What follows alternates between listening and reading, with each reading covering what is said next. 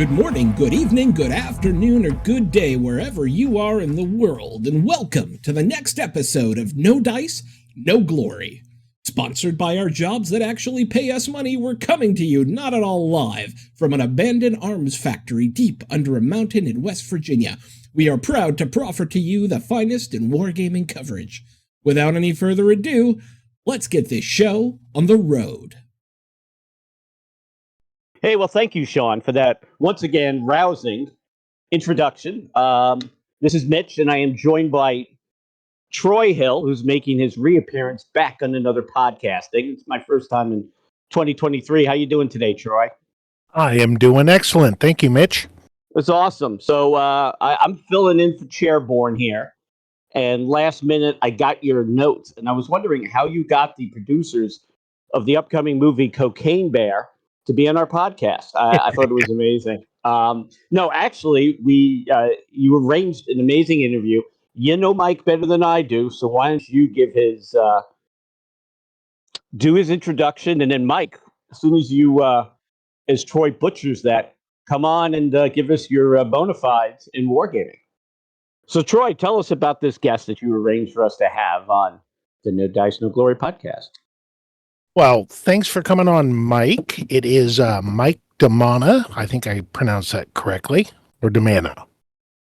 We pronounce it Demana, but now that once I learned how to speak Italian, I realized my family was mispronouncing my name all along anyway. So either one's fine, but we go by Demana. Che cosi fa? Yeah, so it's be Demana. So in Italian, you almost always put the accent on the next to last syllable. So there you go. You guys know more about Italian than I do, and I'm even painting Italians for bold action right now. Well, there you go. That's learning it by osmosis. Yeah. Mike is the president of HMGS Great Lakes chapter. I'm not sure if I'm saying that right. And he's co-opted me into running for a board position on that organization. And unfortunately, I did win that on the election. So, oh, bad move. I'm sorry. Yeah, I know. Congratulations, Troy.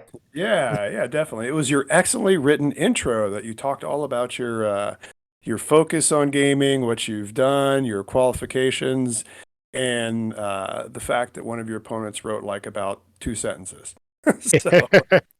Yeah, that surely helped. But back to Mike, he is also the host of the excellent podcast SAGA Ohio, covering one of the games that we are starting to cover a little bit more here on No Dice, No Glory. And we just had a tournament here in Fort Wayne, Indiana, and Mike drove over with a bunch of the SAGA Ohio crew, participated in our tourney with them. So we're going to talk about that a little bit later, but I wanted to start with what the HMGS is, especially the Great Lakes chapter here in the kind of the middle of the eastern half of the country. And all right, go ahead.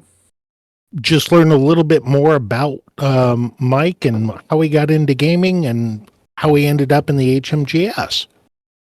All right. Well, your first question was about Great Lakes, so I'll start there. I know that's starting in the middle, but Historical Miniatures Gaming Society is what HMGS stands for. There are a number of chapters all across the country. Great Lakes is generally Ohio, Michigan, and Indiana. It's not illegal for somebody to join another chapter. It happens all the time, and we have members from other states, but in general, most of our members are from that area. The whole point that HMGS, when it came about, I think at that point, a couple decades ago, people thought historical miniatures gaming was getting subsumed by fantasy and sci-fi gaming, and they wanted to have a way to focus on promoting just these types of conventions and gaming and everything. So various chapters popped up.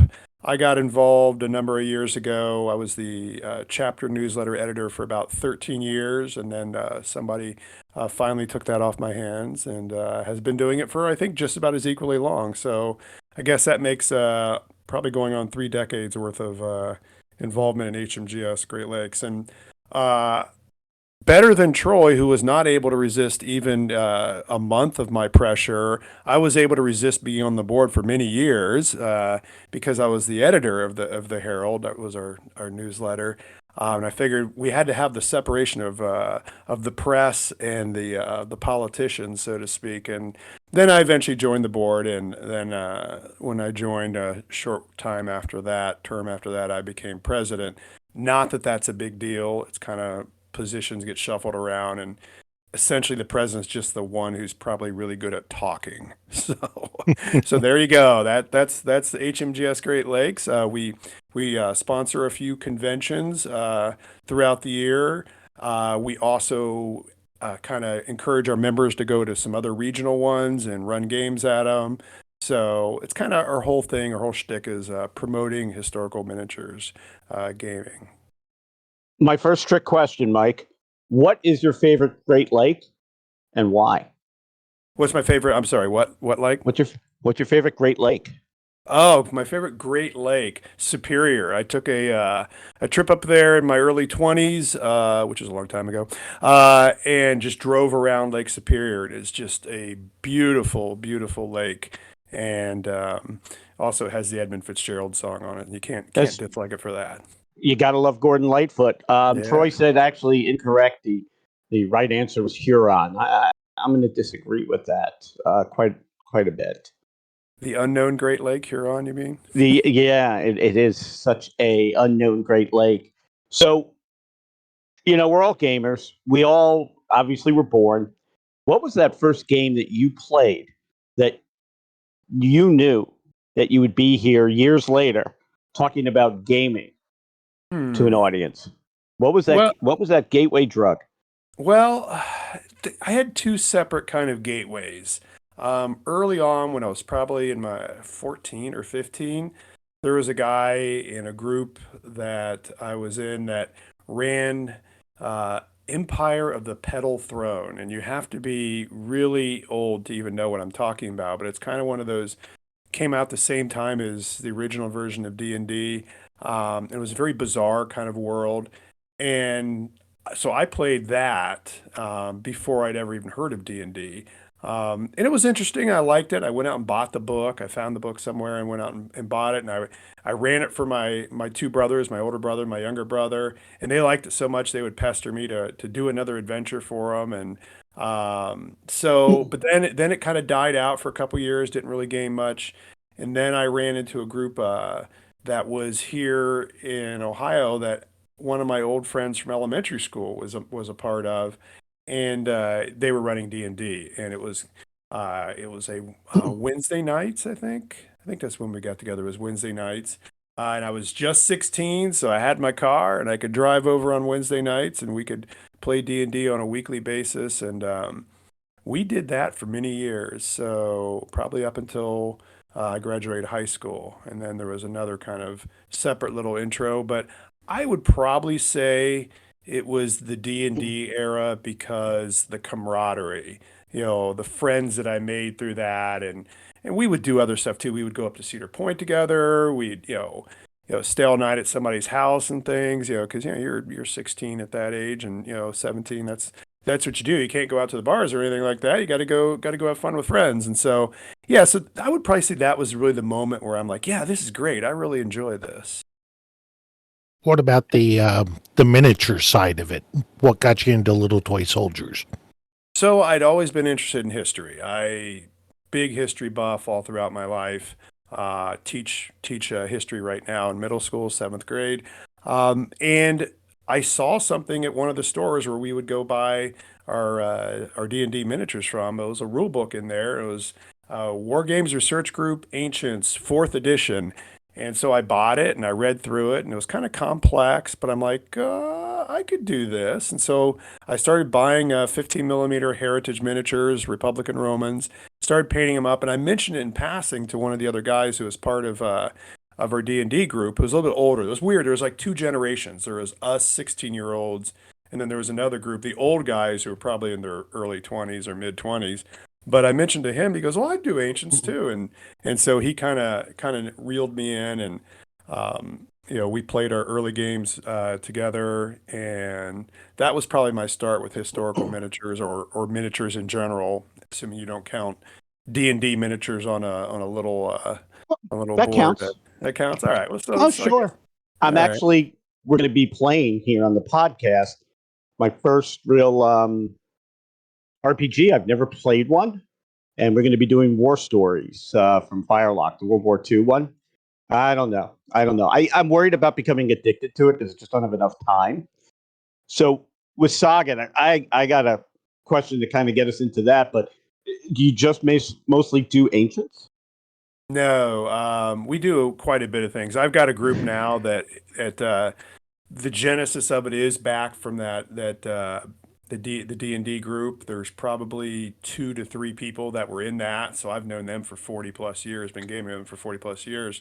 But we do other things too. I do right now what I'm running also. I'm running a post-apocalyptic miniatures game, skirmish game, where each guy has like a little 4-man team running around out there trying to survive, but also in competition with the other teams. We do pretty much just about every era you could imagine. At one point, we've done in miniatures. I mean, we've even done Paleolithic caveman hunts of mastodons and stuff like that. So What about miniatures played on the moon? we've done sci-fi. I don't know if any of our games were set on the moon. Well, actually, I do know if one of our games was set on the moon. That would have been one of the role-playing games for many, many years. We played Champions. Actually, probably more years we played Champions than we played D&D, and that's a superhero role-playing game. And I remember being one scenario, one of my friends who's a really good GM, he had it set up at a moon base, and we're out there, trying to save the world, from the evil people taking over the moon and going to use it to target the Earth or whatever. But so yeah, I have played a game on the moon. Obviously, imagining we were on the moon. I really haven't been on the moon. We're going to be running an article on a game called Lunar. The guy sent me a copy of the game. It's great, but we'll have them on another time. So, I'm pointing to my stacks of board war games, and now I'm pointing to my back room that is full of miniatures from all these other games. I'll tell you what era I don't play in miniatures. Okay. I don't play Ancients. And why should I play Ancients? And why should I play Saga? That's a good question. I think everybody has the things that appeal to them. But if we're history buffs, for most history buffs, any history really is interesting to you. Some are more interesting, some are less interesting. I would say the reason that I'm into Ancients, and this is basically my second dive into Ancients. The early times we would play the War Games Research Group, which became another set of rules, and then morphed into another set of rules, which was known as DBA, De Bellis Antiquitatis, and that was 15 millimeter Ancients, more of a big battle type of set, and that rule set alone, you had like 180 choices of armies from history. Everything from the early Mesopotamians all the way up to 1600s. And just the sheer variety of armies and the way they fought and what they looked like is really fascinating. Saga is not to that number yet, but there's still a lot of them out there. There's, I think, 6 now, I could be wrong, Age of books, which puts us somewhere near in the area of around 50 or so armies, just main armies that they focus on. Then in each book, they have a section called Old Friends, New Enemies, where they take a previous army and say, well, hey, you can run this people called the Cumans using the Hun list. So the variety of choices of different civilizations and armies and army styles is bewildering in Ancients. So that would be one attraction, I would say, for why to play Ancients. And also because you need more lead, it sounds like. Oh, no. That's something I definitely don't need. So not too long ago, somebody tried to get me into DBA, and they say low model count, easy to play. And I thought it was very easy to play, and I can see why it's very popular in the tournament scene. I don't know if you've played DBA, but that I have some knowledge of. But I also see Saga, like, at cons. People are buying the heck out of that stuff. You always see massive tables of folks playing that as opposed to DBA. What makes it, in your opinion, a little bit better if you've played both? Well, first of all, sadly, DBA is kind of on the downswing, and it's becoming less and less frequent. It still exists. There are still groups out there playing DBA. We played it for more than 20 years, I think it was. We loved DBA. We would go to a convention. We would go to Origins, say here in Columbus, and we would run a tournament on Friday. We would run a tournament on two tournaments on Saturday. We run another one on Thursday. I mean, we would do the whole week. You could show up at a convention we were at and play nothing but DBA for the whole time. Same with our flagship con for HMGS, Advance the Colors. You'd show up Friday night would be the big battle tournament where you have, in essence, like 3 DBA armies worth of figures for your side. And it would just progress through. So we played that for many, many years. And I honestly think that was kind of its downfall too. We simply kind of played it out. I know I still have friends who say, "Oh, I miss the DBA days. I want to play." It'd be cool if somebody ran a DBA tournament at a convention. I probably wouldn't play.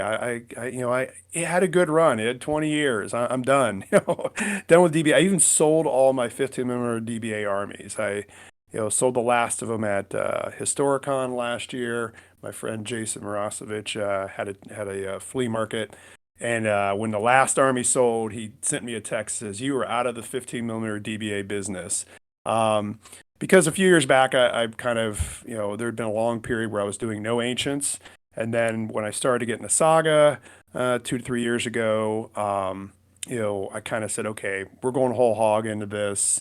I really have a hard time painting 15s anymore anyway. So 28s are more in my 60-year-old eye range. And so, so I would say Saga is more of the kind of more popular style of rules now, where each figure is a man, but they're still running around units. Now they're kind of, if you know anything about actual military formations, there were not usually units of 6 guys running around in the ancient world, or 12 guys, but it's like it takes that scale and it makes it it calls it a skirmish.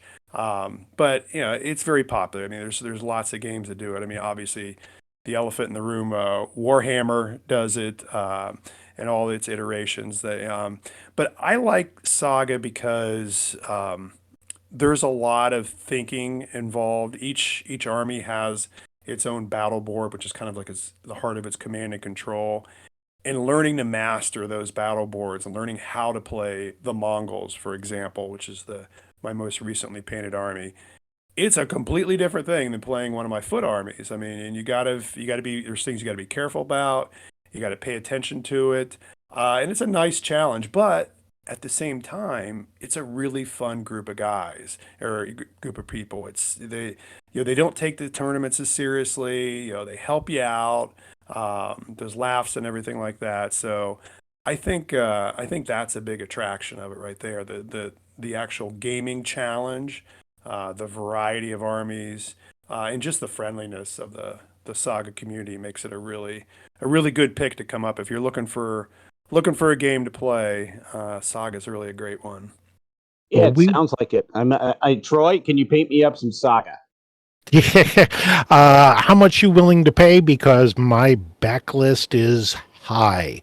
And Mike, one of the things we refer to Mitch as is Mr. Meta. So the meta of the game, the crunchiness of the rules, where you really start plugging things in and trying to figure out how a warband works. In other game systems, that's kind of front-loaded. Correct me if I'm wrong here, but it sounds like it's backloaded in Saga. It's built into that battle board. Can you explain that a little better? Yeah, sure. And I agree with you. I agree with your characterization of it. So essentially, you divide your army into units of certain sizes and everything. And if they're of a big enough size, they haven't taken enough losses, they generate what's called a Saga dice, which is essentially a special 6-sided dice with symbols on it that, think of it as this way. The rare symbol is a 6. the uncommon symbol's a 4 and a 5, and the common's a 1 through 3. And so let's say the maximum number of dice you could have at any one time is 8 for your army. Let's say your army generates 6 saga dice. You pick up 6 of those dice, you roll them, and you see how many commons and rares and uncommons you have. And then you go over and look at your battle board. And you say, okay, what do I want to do this turn? What do I need to do? And the battle board gives you special abilities, makes your attacks better. Like, for example, the army I took to the tournament that Troy and I went to recently was the Picts, one of the Scottish tribes. Well, they would bristle at being called Scottish. They were pre-Scottish, actually. And they really depend on the terrain. So I have an ability that if I send one of my units into melee, into combat, I put a dice on that and they get 2 extra attack dice. Well, if they're within medium distance, which is 6 inches, of a piece of terrain, they get 2 more. I have another one that you can activate the unit to charge. If it ends its move within, I think, 4 inches of the terrain, it doesn't cause a fatigue, and that's one of the mechanics of the game is fatigue. It's really cool. It's a really kind of game within a game. When to use fatigue, when to let it stack up on the opponent, and everything. So that's kind of how it works. Each battle board has a different little shtick. The Pix one is terrain, using terrain a lot. The Mongol one, a lot of it is going to be the movement, and everybody has their own little thing. But the basic rules are the same. You have 3 troop types. You have levy, you have warriors, and you have Hearthguard, which are like the elites. Now they can be either on foot or mounted, so that you could say there's 6 troop types. And now they've added more in with, like, once they went to the ancient world with elephants, but still, nevertheless, it's a very basic number of troop types. The armor classes are usually going to be like 3, 4, or 5, and that's what you need to roll to hit them on a D6. But of course, those battle board abilities can change that, or use of fatigue can change that. So all of it's a very basic thing. Everybody uses the same 3 or 6, if you want to call that, troop types. They just use them in different ways. And some are more effective. Like the Mongol army is not going to take foot troops. Like my Mongols take only mounted warriors and mounted Hearthguard. I don't even mess with the other stuff. So yeah, it's a good characterization. It's simple up front, and then the mastery of the battle board and knowing how other armies are going to interact with your armies, how they're going to affect you, is the part that's really hard to master. Is a real challenge to it. Yeah, I've heard it described as it's the simplest, most complicated game to learn, if that makes any sense, because the army composition or warband is very simple. 1 point buys 4 Hearthguard or 8 warriors or 12 levy. It's your choice. But when you come down to fielding the unit on the table, it's how is this going to react to my battle board?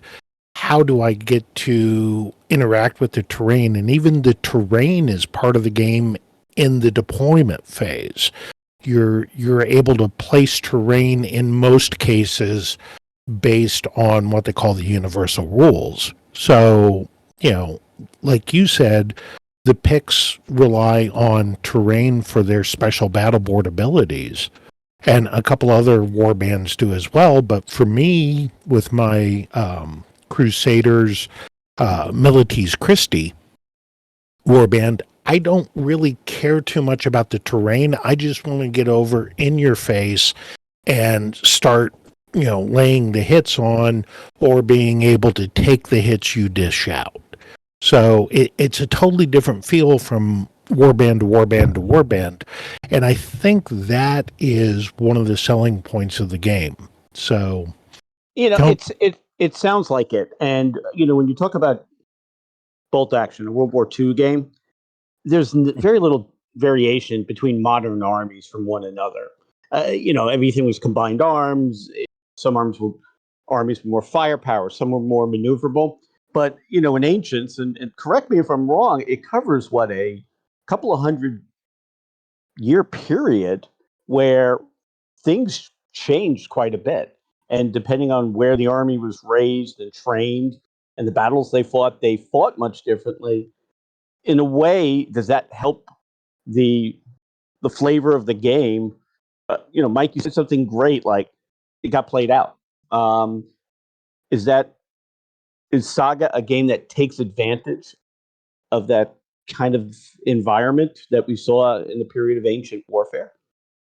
I think so, but I think that it's also a game where we want to be welcoming and we want new players to come in. And for example, the tournament that Brody ran in Fort Wayne the other weekend was called what we call Age of Melee, meaning you can bring any army. Eric Morrow brought his Spartans, and Troy brought his Milites Christi, which for those who don't know are the crusading orders of knighthood, like the Templars or Hospitallers or something like that. So we are talking right there, a 1500-year swing. But it's the fun of it. I mean, yeah, it's not necessarily going to be a historical matchup every time. Though they come up and they're fun, too. But we want to be welcoming and let more people.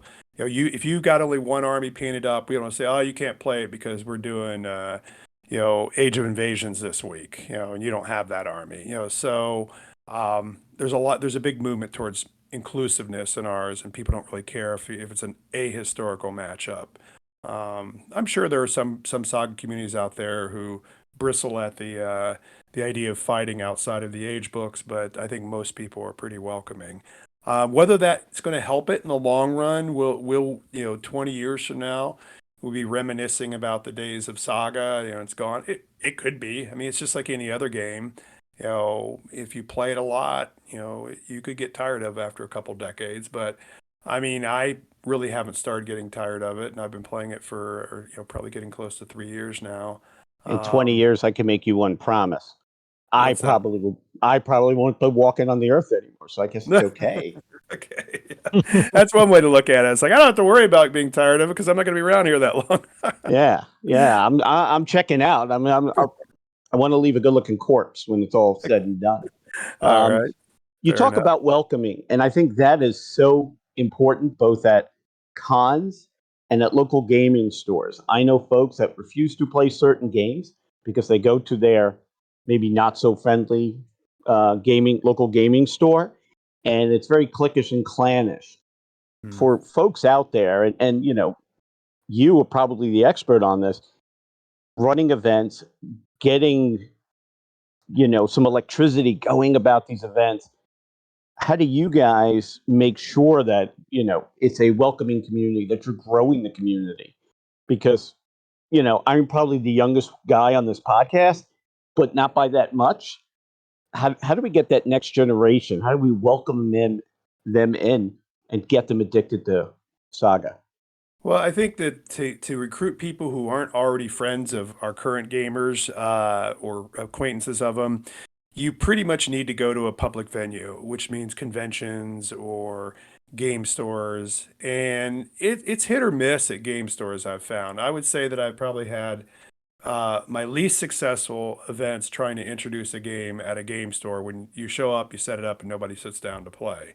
Um, so that's always a risk when you go to a game store. Now, at a convention, you've got your buzz already there. Even if you've got just, 8 players that showed up and you got 4 games going on, people are going to wander over at some point in the convention and go, oh, what's this? Oh, it's Saga. It's this Dark Age skirmish game. And, and people are very friendly. I think Saga players are. They'll start to talk about it. And I think, but as far as the recruiting part, we make it very obvious when we tell people, hey, our monthly game day at the Guard Tower East is coming up, first Sunday as always. We have loaner armies. Come, we'll teach you how to play.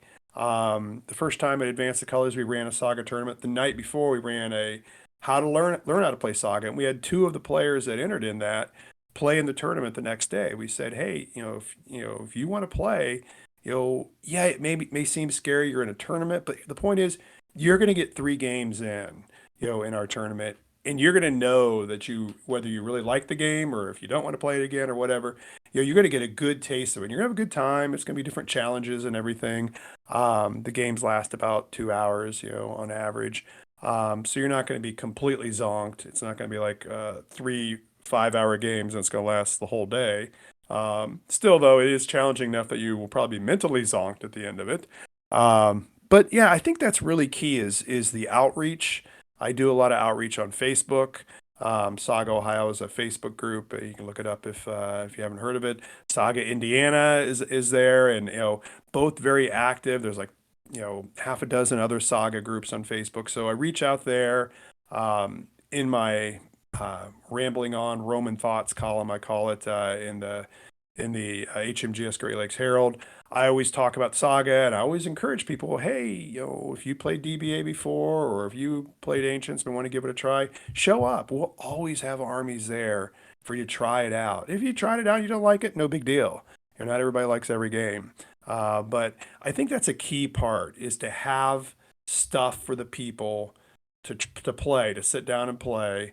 And also to be making that outreach, that public outreach. It's a big part about growing your community. And the Indiana folks have done a great job. We've done a good job in Ohio too. And our regular game days in Columbus, we have 10 to 12 players. There are areas of the country where that's their tournament. That's when they get their greatest turnout. They'll get like 12 players, and that's an ordinary Sunday for us. So that speaks to the success of an outreach. And we've got a group here in Northeast Indiana, a little bit of crossover because we're right up against the border with Ohio. So we've got a couple players coming in from Ohio, but we've got 6 to 10 players that hit the game store for a Saga day. And we ended up with 18 in a tourney. We had 2 drops, but 18 in a tourney. That was by far the largest tourney we've seen on the historical side in a long time, which tells me that Saga's got a strong popular momentum going right now. So yeah, I agree with Mike on that. Yep, it's good. It's a good time to be a Saga player right now.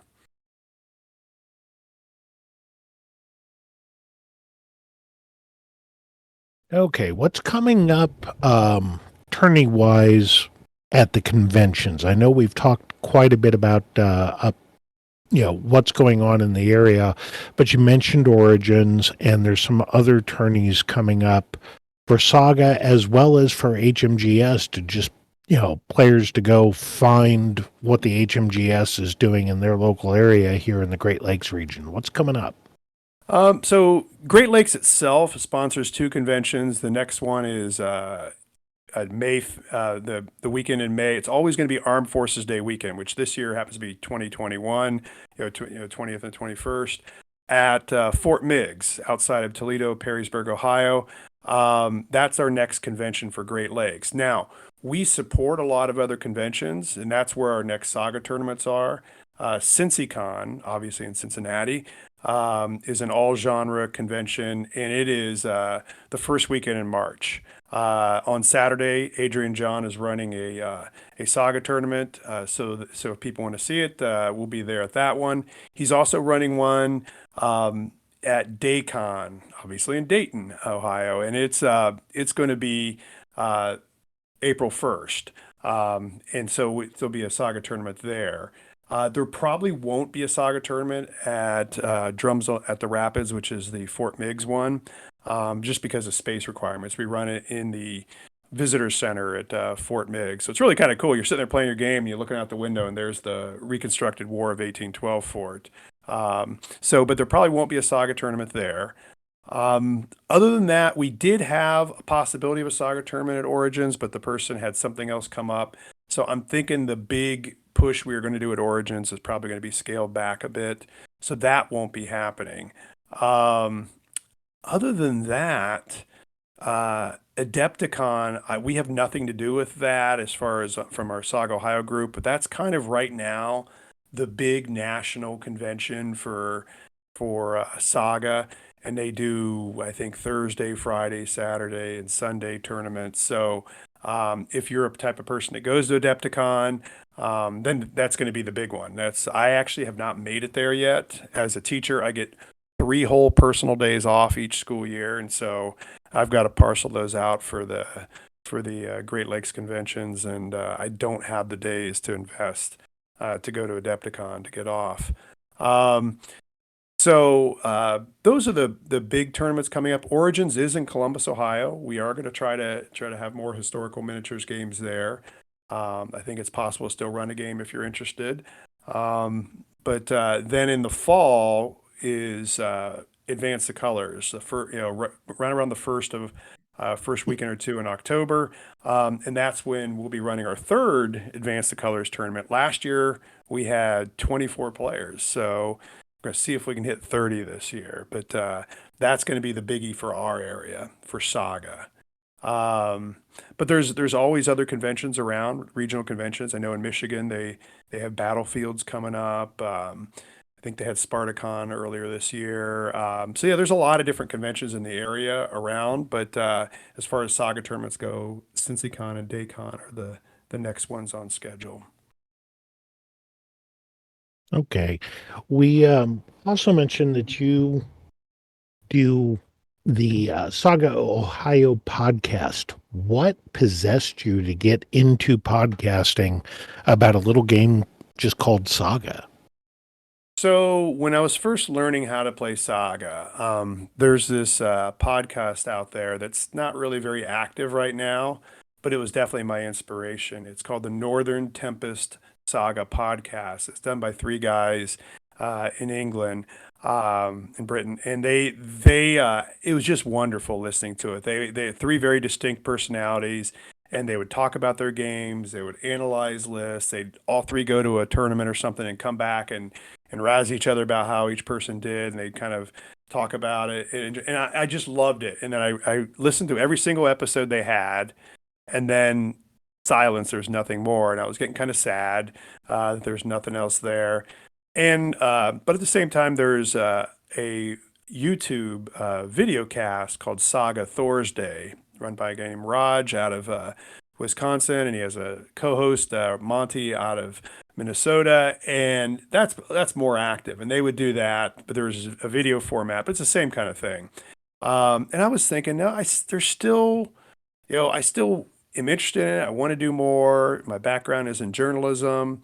I had actually never done a podcast before, and I thought, well, that would be kind of cool to do. So I floated it out to our Saga Ohio guys, and unanimously they were all like, yeah, it sounds like a great idea.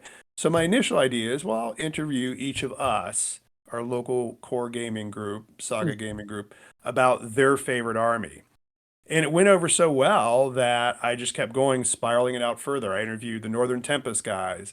I interviewed a guy named Graham Coates from he has a YouTube thing, Graham's War Game Vault, and if you want to see a Saga game played, he's got a YouTube channel that he does that, and they're great. So I interviewed him about the faction that he likes to play, and I just kind of began to like the idea. I try to make the podcast about an hour long. They've been creeping up of late, and I use my old journalism interviewing skills. I write, give them the questions ahead of time, but and then I ask follow-up questions during it, and try to make it kind of in the spirit of those Northern Tempest podcasts, where it's two guys sitting around joking, talking about Saga and about their favorite armies and what they like to do, and telling stories from games, and trying to make it very accessible that way.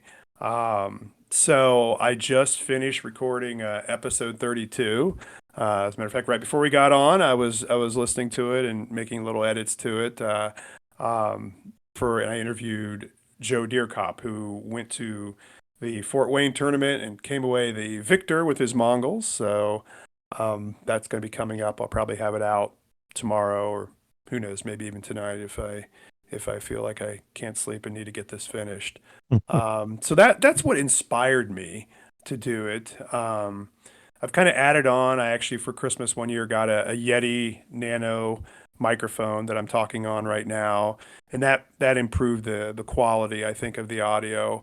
I can't control my guest audio, obviously, so sometimes the guest audio is not as good as in other times, but I use a website called cleanfeed.org that I go to, and basically I give the person a link, they show up, we talk online, and I download the audio file, and then I put it in GarageBand, And unabashedly, I admit it. I edit my stuff, and I'll take out the long pauses, especially mine where I'm going, I take those out, and just to make it more smooth sounding, just like they would do in a TV, broadcast, or they would do in a radio broadcast, a recorded radio broadcast, they would take those kind of things out.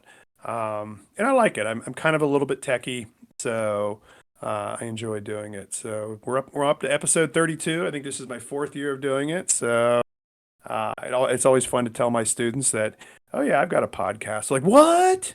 Mr. Demana has a podcast? What's it You're called? cool as I'm like, hell, man. yeah, I'm like, what's it called? I'm like, you're not going to understand it. It's about a game you guys don't play, and invariably some kid will pull it up right there in the classroom and hit play, and it'll be like the little warlord intro horn that I have, and I'm like, okay, you can stop that right now.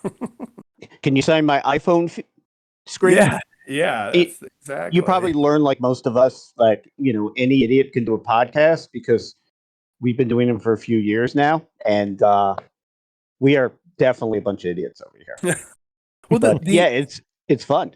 Yeah, and I think the appeal of a podcast, a gaming podcast, it could be a historical one too, is that miniature war gamers, so we paint things up.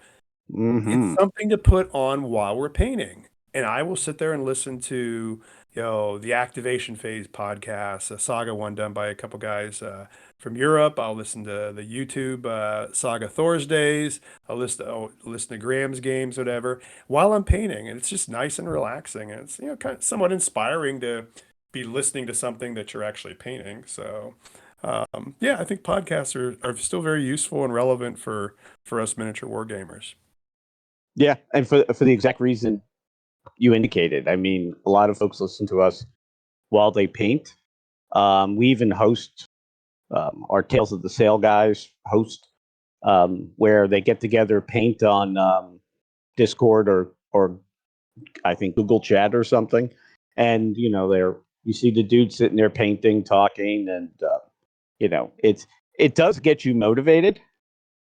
And I need painting motivation because I haven't really painted in way too long. So yeah, for me, it's a time thing, because I call teaching 180 days of triage. So whenever I do have a spare moment to go down and paint, I don't need a lot of motivation. It's just, I get to go down there, and it's very kind of zen, relaxing thing. But hey, in your Fort Wayne group, Troy, I'm pretty sure that Eric and Mark will get on a FaceTime thing, and they'll just the two of them be FaceTiming and painting at the same time, just as kind of a camaraderie while they're painting and everything. So I'm pretty sure that's what he was showing me, because we walked in, he goes, "Oh, that's Eric's station right there, but he doesn't seem to be painting right now." So, Yeah, they do that on Saturday mornings, and unfortunately, that's when I'm knuckling down and trying to get some writing in before I head off to the game store at noon. And one last little plug for Mike here. He's a history teacher because, as I hear it through the Facebook channel, that Julius Caesar does occasionally show up in costume in his classroom, and I'm not sure Mitch has ever dressed in costume as Julius Caesar. No, I dressed in costume for 30 years, so I think I'm good to go. all right. I do have a lot of questions to ask Julius Caesar, but I'm going to wait. And when I lived in Italy, I lived in the area he came from. It was named after him. Okay. All right. Yeah. Well, so I do it. I try to do it once a quarter, although it tends a lot of times just be 3 times a year.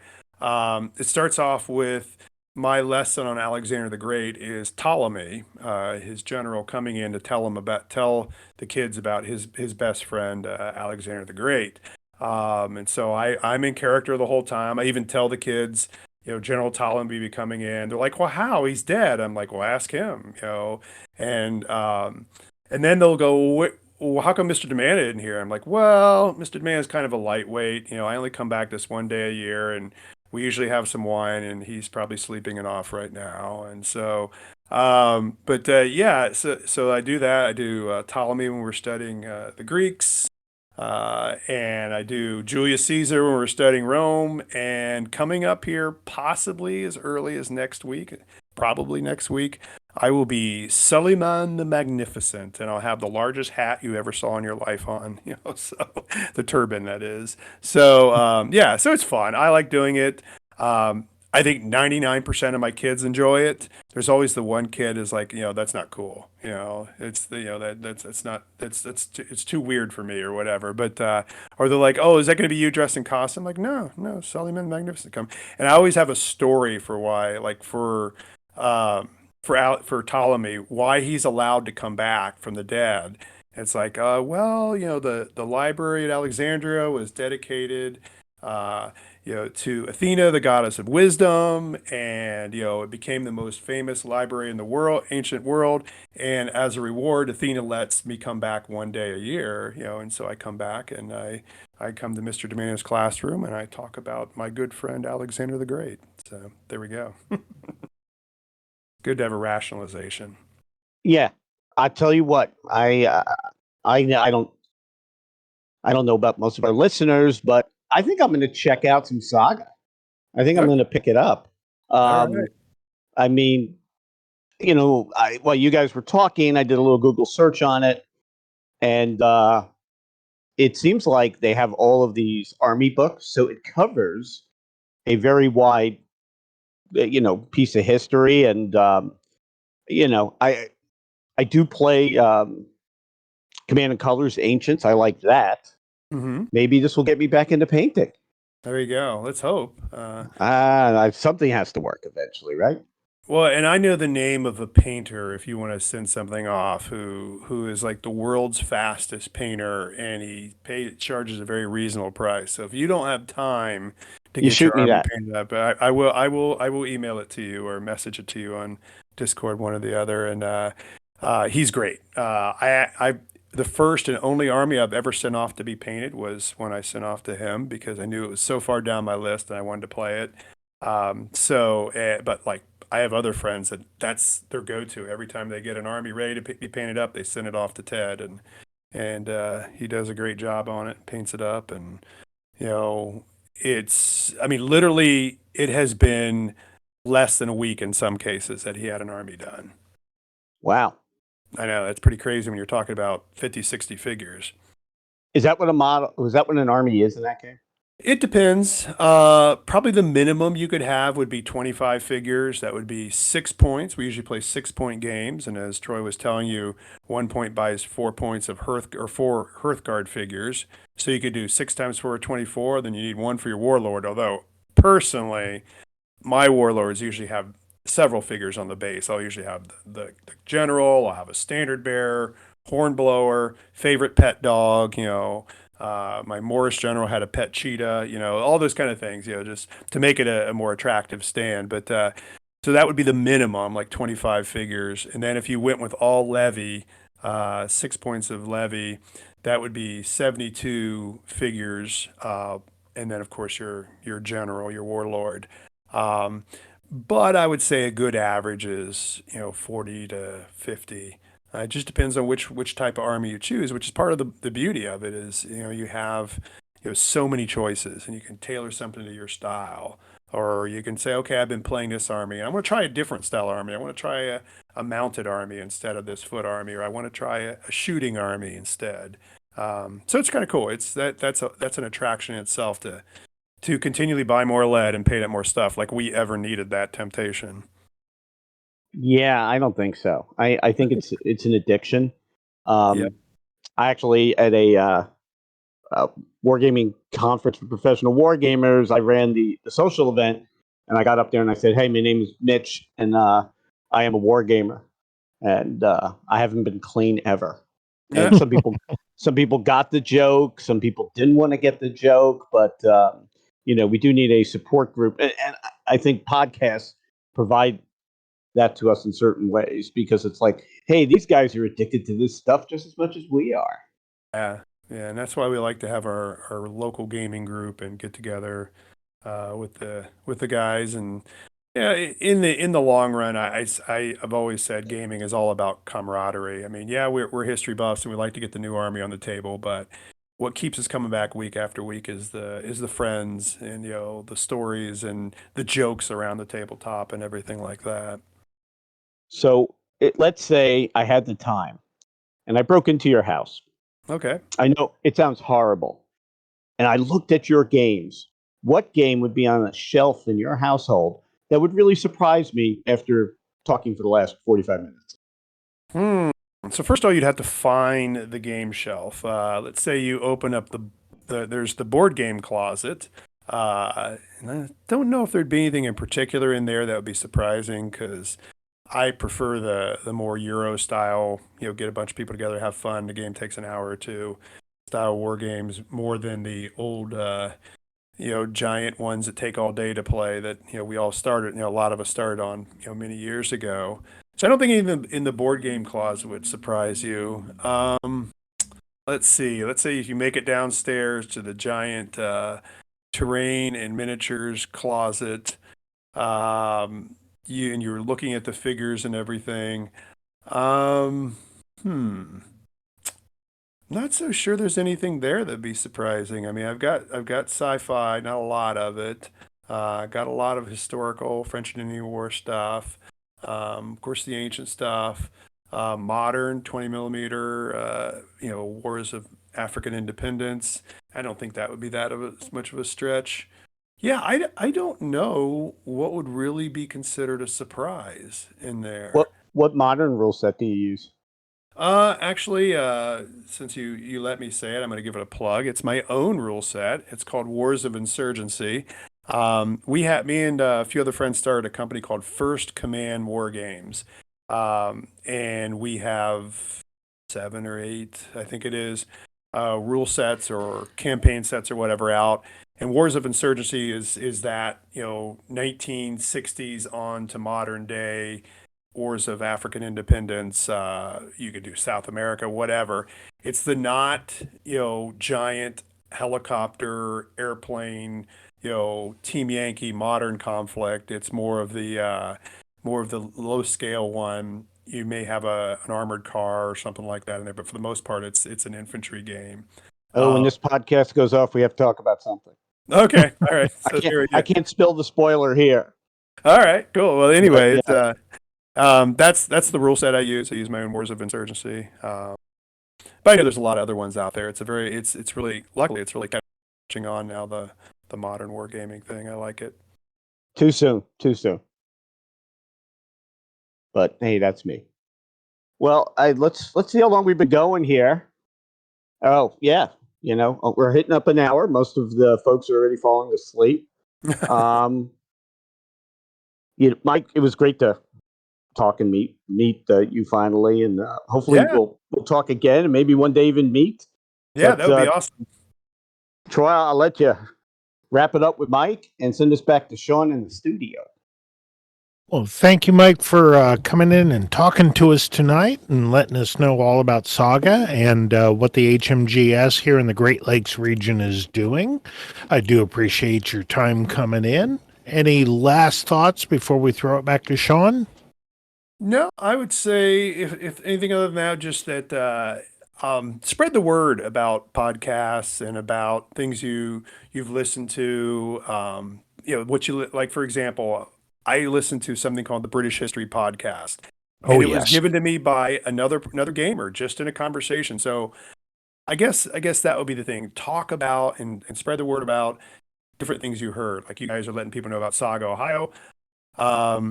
Because we all need that little influx of gaming. We all need that little gaming jolt to get us through to the weekend when we can play again or whatever. And sometimes that's the perfect thing, either a blog or a podcast or a YouTube channel. That's taking this technology like you guys are doing with the NDNG to using our today's technology to make gaming that much more enjoyable. Yeah, I mean, next is an OnlyFans channel, right? Yeah, we could do that. Well, thanks, Mike, for coming in. We appreciate it. This is Troy and Mitch with No Dice, No Glory signing off. Take it away, Sean. Thanks so much for joining the show tonight. Remember to follow us on Twitter at No Dice, No Glory. And keep the conversation going on NoDiceNoGlory.com, now featuring our own message boards. Have a great night, everybody.